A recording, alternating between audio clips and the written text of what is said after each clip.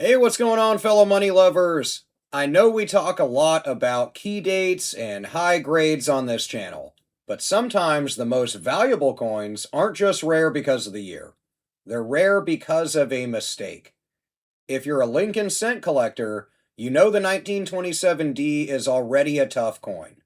It has a low mintage, and finding one with decent details is a challenge. But there is a version of this coin that most people completely miss.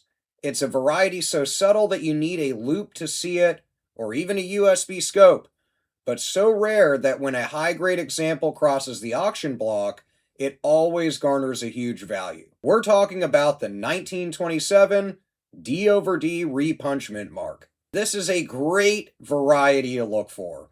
Back in November of 2023, one of these crossed the block for $1,800. And the crazy part, it wasn't even a fully red coin. Today we're going to break down exactly what this variety is, why that price is justified, and exactly where to look on your 1927D pennies to see if you've got the jackpot. First, let's get a little technical for a second. What are we actually talking about? This is known as the FS-501.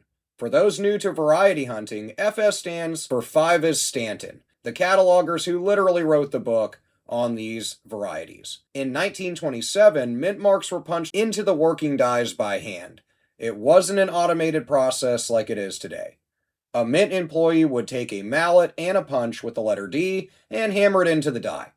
Sometimes they didn't hit it hard enough the first time, so they'd line it up and punch it again. If their aim was slightly off, even by a fraction of a millimeter, you got a secondary impression or a repunched mint mark.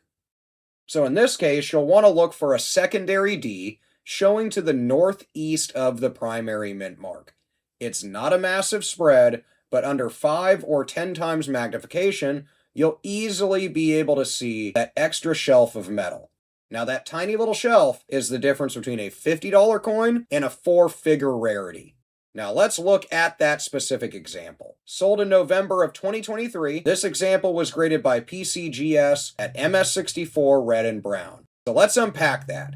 It's not an MS65 gem, it's not fully red, it's a red-brown 64.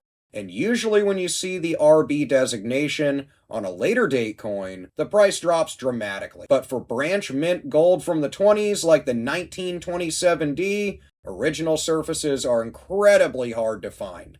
Most of these were cleaned or worn down due to circulation. So this specific coin had excellent eye appeal, sharp details on the wheat stalks, and most importantly, that FS-501 variety that was attributed on the label.